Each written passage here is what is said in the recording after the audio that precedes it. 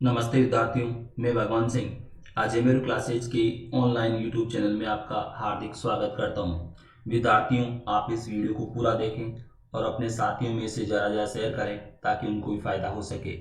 एक बात और विद्यार्थियों, मैं आपको वीडियो के माध्यम से जो ये क्वेश्चंस आपको उपलब्ध कराता हूँ, तो आप एक अलग रजिस्टर में इन क्वेश्चंस को रोज़ नोट करिए, जिससे कि आपके नोट्स तैयार हो जाए करंट अफेयर्स के और आपको एग्जाम में रिवीजन करने में आसानी रहेगी इससे। तो आज के करंट अफेयर्स पर चर्चा करते हैं। इसमें मुख्य रूप से दो पॉइंट्स आपके, पहला तो पॉइंट जो आपके दे रखा है वो है संयुक्त राष्ट्र संघ के commission on the states of women में भारत को जो सदस्यता मिली है उसके बारे में बात करेंगे। और दूसरा जो पॉइंट है वो है संघाई सहयोग संगठन के सदस्य देशों के राष्ट्रीय सुरक्षा सलाहकारों की जो बैठक हुई है उसके बारे में बात करेंगे। तो आप पहला क्वेश्चन देखिए। 15 सितंबर को लोकसभा ने सांसदों के वेतन में कितने प्रतिशत की कटौती वाला विधेयक पारित कर दिया है? तो राइट आंसर है 30%। विद्यार्थियों, आपको मालूम होना चाहिए कि सरकार ने यह अप्रैल महीने में अध्यादेश जारी किया था, सांसदों के वेतन में कटौती के लिए अध्यादेश जारी किया था। तो अब अध्यादेश को जो है विधेयक के तो अध्यादेश के प्रावधानों को विधेयक के रूप में पेश करके, यानी कि इस जो है को कानूनी रूप देने के लिए विधेयक पेश किया गया है संसद में। मैंने भी आपको बताया कि पहले अध्यादेश जारी किया गया था सांसदों के वेतन में कटौती करने के लिए, और आपको मालूम है जब संसद का सत्र नहीं चल रहा होता है उस समय किसी कानून की आवश्यकता होती है सरकार को, तो प्रधानमंत्री के कहने पर राष्ट्रपति जो अध्यादेश जारी करते हैं। तो सरकार ने पहले ये अध्यादेश अप्रैल में जारी करवाया था, राष्ट्रपति जी ने अध्यादेश जारी किया था और अप्रैल से ही सांसदों के वेतन में से 30% की कटौती शुरू हो गई। अप्रैल से ही 30% की कटौती शुरू हो गई, परंतु अब उस अध्यादेश से संबंधित विधेयक संसद में पेश किया गया है और लोकसभा ने इसको पारित कर दिया है। तो इस विधेयक के द्वारा जो है सांसदों के वेतन में एक वर्ष के लिए, ये प्रावधान एक वर्ष के लिए सांसदों के वेतन में से 30% जो है वो कटौती की जाएगी। हर महीने की जो है 30% की कटौती की जाएगी। तो विद्यार्थियों, अब आपको ध्यान रखना है, पहले सांसदों को वेतन मिलता था 50,000, परंतु वर्तमान में जो वेतन मिलता है वो 1 लाख रुपए मिलता है। 1 लाख रुपया प्रति माह सांसदों को वेतन मिलता है। लोकसभा सदस्य चाहे राज्यसभा सदस्य हो, तो इन जो है दोनों को, यानी कि लोकसभा राज्यसभा के दोनों सदस्यों को आप सांसद ही बोलोगे, संसद का सदस्य सांसद। तो सांसदों को वर्तमान में 1 लाख रुपया प्रति माह वेतन मिलता है। तो अब उसमें से 30% कटौती होगी, यानी कि अब जो है सांसदों को 70,000 रुपया ही प्रति माह मिलेगा और ये कटौती जैसा मैंने कहा कि 1 साल के लिए है। विद्यार्थियों, आपको ये भी मालूम होना चाहिए कि सांसदों को वेतन के अतिरिक्त संवैधानिक भत्ते के तौर पर 70,000 रुपये मिलता है, जो कि पहले इनको 45,000 रुपये मिलता था। संवैधानिक भत्ता जिसको हम बोले निर्वाचन क्षेत्र का भत्ता, तो संवैधानिक भत्ता पहले 45,000 रुपये मिलता था, जो कि वर्तमान में 70,000 रुपये मिलता है। और इसके अलावा सांसदों को कार्यालय खर्च का भत्ता भी मिलता है, जो कि पहले 45,000 रुपये था, वर्तमान में 60,000 रुपया है। तो ये 60,000 रुपये जो सांसदों को कार्यालय खर्च का भत्ता मिलता है, तो इस 60,000 में से वो जो है स्टेशनरी और कॉस्ट आइटम्स के रूप में आइटम्स पर खर्च करते हैं। इसके अलावा अपना जो सहायक जो है रखते हैं सांसद, तो सहायक के जो है वेतन के रूप में वो खर्च करते हैं, तो ये भी जो है इनको जो मिलता है। तो आप विद्यार्थी ध्यान रखना, वेतन के अलावा मुख्य रूप से 2 भत्ते इनको याद रखना। वैसे तो और भी इनके बहुत सारे भत्ते होते हैं, यात्रा भत्ते भी होते हैं, परंतु मुख्य रूप से ये 2 भत्ते आप याद रखना। एक तो संवैधानिक भत्ता जो कि वर्तमान में 70,000 रुपया है, और एक कार्यालय खर्च का भत्ता जो 60,000 रुपया है। और मैंने आपको बताया कि पहले ये दोनों भत्ते 45,000 रुपये थे प्रति माह, और अब जो है संवैधानिक भत्ता जो 45,000 रुपये था वो वर्तमान में 70,000 रुपये है प्रति माह, और कार्यालय खर्च का भत्ता जो पहले प्रति माह 45,000 रुपये था वो वर्तमान में 60,000 रुपये है। तो आपको ये दोनों भत्ते भी याद रखना है, क्योंकि यात्रा खर्च के रूप में तो जो भत्ते मिलते हैं वो थोड़ा डिटेल में है, तो तो उनको आपको जो है याद रखने की कोई विशेष आवश्यकता नहीं है, परंतु ये आप जरूर याद रखिएगा। तो वेतन और ये दो पत्ते आप याद रखिए। तो विद्यार्थियों, क्वेश्चन महत्वपूर्ण है। अगला क्वेश्चन देखिए आप। प्रधानमंत्री नरेंद्र मोदी ने वर्चुअल माध्यम से किस राज्य में अर्बन इंफ्रास्ट्रक्चर की 545 करोड़ रुपए की 7 परियोजनाओं का उद्घाटन व शिलान्यास किया है? तो राइट आंसर है बिहार। विद्यार्थियों, आपको मालूम है कि बिहार में चुनाव होने हैं, अक्टूबर या नवंबर में चुनाव संभावित हैं। तो वहां पर अब जो है राजनीतिक गतिविधियां बढ़ गई है। तो यहाँ पर देखिएगा, तो ध्यान रखना, आपको बिहार के बारे में पिछली वीडियो में मैंने बताया था, जो प्रधानमंत्री जी ने घोषणाएं की हैं उसके बारे में मैंने आपको बताया था। तो यहाँ पर भी ये क्वेश्चन ध्यान रखिएगा। अगला क्वेश्चन देखो आप इसमें। सुप्रीम कोर्ट ने किस टीवी चैनल के शो यूपीएससी जिहाद, इस शो का नाम है यूपीएससी जिहाद, को समाज के लिए घातक मानते हुए रोक लगा दी है? तो वो टीवी चैनल है सुदर्शन टीवी चैनल। विद्यार्थियों, सुप्रीम कोर्ट ने इस जो है शो पर रोक लगा दी है, कहते हुए कि ये समाज के लिए घातक है, ऐसे शो नहीं दिखाए जाने चाहिए। तो आप अगला क्वेश्चन देखिए। केंद्र सरकार ने Palwal Sonipat orbital rail corridor परियोजना को मंजूरी दी है, इसकी लंबाई कितनी होगी? तो 121.7 किलोमीटर। विद्यार्थियों, ये पलवल सोनीपत ये दोनों हरियाणा में आपको याद रखना है। तो यहाँ पर ये कॉरिडोर, रेल कॉरिडोर जो बनना है, तो इसके लिए जो है सरकार ने मंजूरी दी है और इस कॉरिडोर की लंबाई जो है 121.7 किलोमीटर है। परंतु इसकी लागत भी आपको याद रखनी है विद्यार्थियों। इस रेल कॉरिडोर की जो है लागत आएगी 5,617 करोड़ रुपया। 5,617 करोड़ रुपया इस रेल कॉरिडोर की लागत आएगी। तो आप लंबाई भी याद रखना, इसकी लागत भी आप याद रखना, और ये भी ध्यान रखना है कि ये हरियाणा में बन रहा है। तो आप अगला क्वेश्चन देखिएगा। एशियाई विकास बैंक के द्वारा जारी आंकड़ों में एशिया क्षेत्र के सकल घरेलू उत्पाद में वर्ष 2020 में कितने प्रतिशत की गिरावट आने का अनुमान व्यक्त किया गया है? तो राइट आंसर है 0.7%। विद्यार्थियों, एशियाई विकास बैंक जिसका मुख्यालय मनीला में है और फिलीपींस की राजधानी है मनीला, आप जानते हो। विद्यार्थियों, यहाँ पर आपको मालूम होना चाहिए कि एशिया की अर्थव्यवस्था का विकास 1960 के बाद पहली बार नेगेटिव ग्रोथ में रहेगा।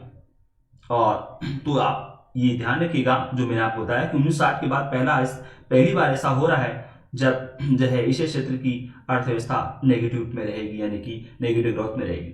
और एशियाई विकास बैंक ने कहा है कि इस क्षेत्र के सकल घरेलू उत्पाद यानी कि जीडीपी में वर्ष 2020 में 0.7% की गिरावट आएगी। और विद्यार्थियों, आपको ये भी मालूम होना चाहिए कि एशियाई विकास बैंक ने जून में कहा था कि जो है इस क्षेत्र में यानी कि एशिया क्षेत्र में 0.1% की वृद्धि होगी।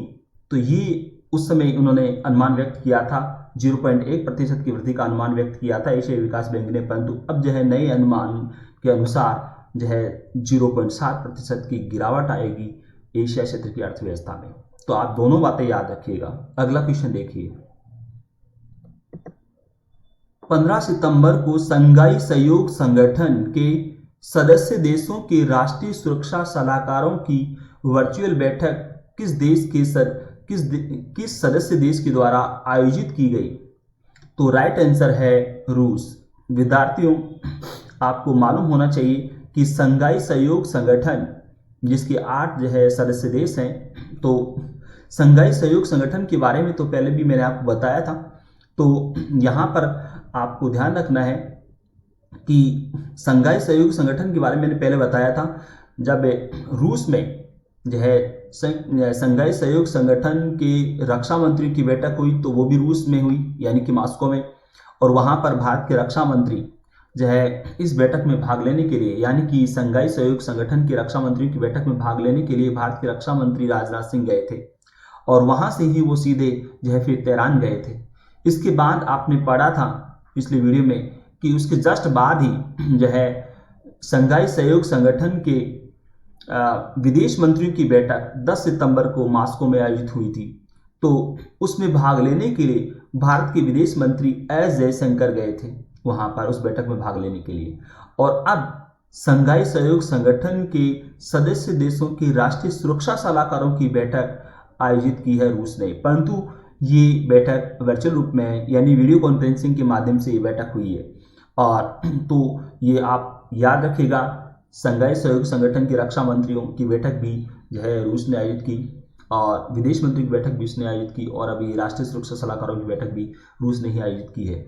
और तो यहाँ पर ये बैठक जो आयोजित की है वो रूस ने की है, परंतु ये क्वेश्चन जो है ज़्यादा महत्वपूर्ण बन जाता है क्योंकि यहाँ पर शंघाई सहयोग संगठन के जो सदस्य देशों के राष्ट्रीय सुरक्षा सलाहकारों की बैठक हुई है। तो इस बैठक में भारत के राष्ट्रीय सुरक्षा सलाहकार अजीत डोवाल, नाम वापस रिपीट कर रहा हूँ, अजीत डोवाल, तो अजीत डोवाल ने इस बैठक में भाग लिया।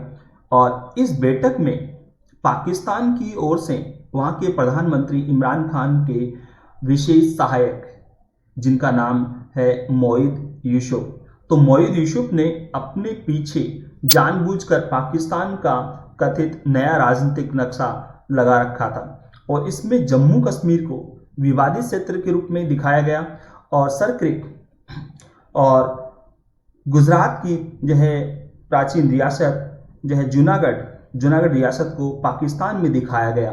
तो इस पर जो है भारत की राष्ट्रीय सुरक्षा सलाहकार अजीत डोवाल ने आपत्ति जाहिर की और अपनी नाराजगी प्रकट की। इसके बाद अजीत डोवाल ने रूस से बात की और उन्होंने रूस से बात करने के बाद इस बैठक को बीच में ही छोड़ दिया। रूस ने कहा है कि पाकिस्तान की इस हरकत, यानी पाकिस्तान ने जो ये हरकत की है, तो रूस जो है उसका समर्थन नहीं करता है। पाकिस्तान की इस हरकत का रूस समर्थन नहीं करता है और पाकिस्तान की इस हरकत से शंघाई सहयोग संगठन में भारत की भागीदारी पर कोई प्रभाव भी नहीं पड़ेगा, ऐसा रूस ने कहा है। तो विद्यार्थियों, यहाँ पर जो मैंने आपको बताया कि इस नक्शे में उसने यानी पाकिस्तान ने जो है जूनागढ़ रियासत को अपने नक्शे में दिखाया।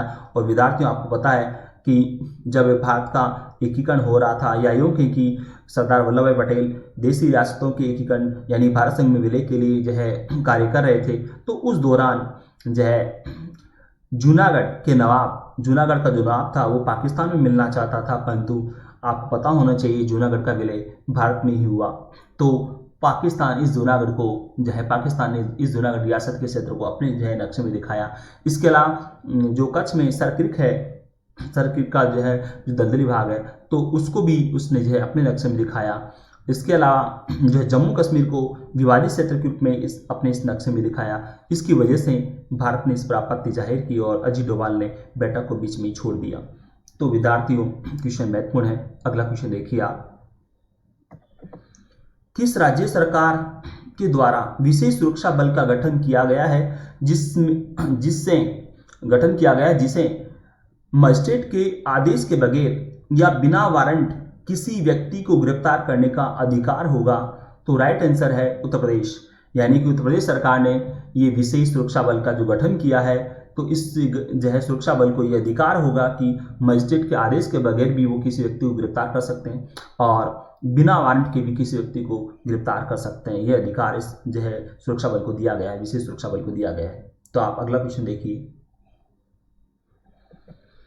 भारत ने किस देश को हराकर संयुक्त राष्ट्र संघ के commission on the states of women यानी कि CSW की सदस्यता प्राप्त की है? तो राइट आंसर है चीन। तो विद्यार्थियों, यहाँ पर इसके बारे में थोड़ा मैं आपको डिटेल में बता देता हूँ। एक commission on the states of women संयुक्त राष्ट्र संघ की आर्थिक व सामाजिक परिषद का एक कार्यात्मक आयोग है। और विद्यार्थियों, ये आयोग लिंग समानता और महिला सशक्तिकरण के क्षेत्र में कार्य करता है। परंतु विद्यार्थियों, आप ये भी जानते हो कि संयुक्त राष्ट्र संघ के 6 अंग हैं, यह महासभा, सचिवालय, सुरक्षा परिषद, आर्थिक व सामाजिक परिषद, न्यास परिषद, अंतर्राष्ट्रीय न्यायालय, तो इन जो है से मिलकर ही संयुक्त राष्ट्र संघ बनता है, यानी इन संघों को मिलाकर ही हम संयुक्त राष्ट्र संघ बोलते हैं। तो यहाँ पर आपको ध्यान रखना है कि ये कमीशन, जिसका नाम जो है अभी आपने जाना कि commission on the status of women, यह आर्थिक सामाजिक परिषद का कार्यात्मक आयोग है, यानी कि इसी के एक पार्ट के रूप में कार्य करता है। तो संयुक्त राष्ट्र संघ का एक पार्ट है आर्थिक सामाजिक परिषद, और आर्थिक सामाजिक परिषद का जो है ये कार्यात्मक आयोग के रूप में कार्य करता है ये commission on the status of women. और विद्यार्थियों, आपको ये भी याद रखना है कि आर्थिक सामाजिक परिषद की कुल सदस्य संख्या 54 है। तो आप अगला क्वेश्चन देखिएगा।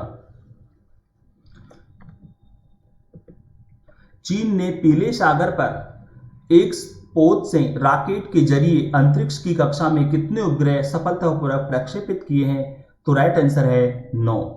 यानी विद्यार्थियों, तो चीन ने जो है पीले सागर में अपने पोत से जो है रॉकेट के जरिए जो है ये 9 उपग्रहों को लॉन्च किया है। तो ये क्वेश्चन भी आप याद रखिएगा। अगला क्वेश्चन देखिए। ग्रीनलैंड स्थित हिमनद, नद नहीं है बच्चों, ये नद है, हिमनद का कितने वर्ग किलोमीटर हिस्सा टूट गया है? ग्रीनलैंड स्थित हिमनद का कितने वर्ग किलोमीटर का हिस्सा टूट गया है? तो राइट आंसर है 110 वर्ग किलोमीटर। विद्यार्थियों, ये जो है ग्लोबल वार्मिंग जो हो रही है उसी का ये परिणाम है। और आप जानते हो अंटार्कटिक महासागर में भी हिमनद जो है वो जो है पिघल रहे हैं, और आर्कटिक जैसे क्षेत्र में भी हिमनद पिघल रहे हैं। तो यहाँ पर ध्यान रखना है, इसमें आपकी जो दे रखा है 110 वर्ग किलोमीटर का ये हिस्सा टूटकर अलग हुआ है। और ये जो हिस्से की अगर बात करें तो ये 80 किलोमीटर लंबा है और 20 किलोमीटर चौड़ा है। विद्यार्थियों, आपको ये भी मालूम है कि ग्रीनलैंड पर डेनमार्क का अधिकार है, और ग्रीनलैंड उत्तरी ध्रुव क्षेत्र का यानी कि आर्कटिक क्षेत्र का हिस्सा है। तो अगला क्वेश्चन देखिए आप। विश्व बैडमिंटन महासंघ ने किस देश में 3 से 11 अक्टूबर तक आयोजित होने वाली प्रतियोगिता थॉमस कप और उबेर कप को कोरोना महामारी के कारण रद्द कर दिया है? तो राइट आंसर है डेनमार्क। विद्यार्थी, इसमें थोड़ा प्रिंट मिस्टेक है, रद्द और स्थगित शब्द है, तो यहाँ पर आपको जो है रद्द शब्द याद रखना है। इन दोनों को यानी थॉमस कप, उबेर कप को रद्द कर दिया है जो है बैडमिंटन, विश्व बैडमिंटन महासंघ ने, जो कि डेनमार्क में आयोजित होना था। परंतु विद्यार्थियों, आपको यहाँ पर एक बात और याद रखनी है कि 20 से 25 अक्टूबर तक होने वाला डेनमार्क मास्टर्स जो का उसको विश्व बैडमिंटन महासंघ ने स्थगित किया है। तो यहाँ पर रद्द वाली बात आप याद रखनी है, थॉमस कप, उबेर कप को तो रद्द किया है और डेनमार्क मास्टर्स को स्थगित किया है, डेनमार्क मास्टर्स कप को स्थगित किया है। तो ये क्वेश्चन भी आप याद रखिएगा। तो विद्यार्थियों, ये वीडियो आपको कैसा लगा? इसे लाइक करें, सब्सक्राइब करें। धन्यवाद।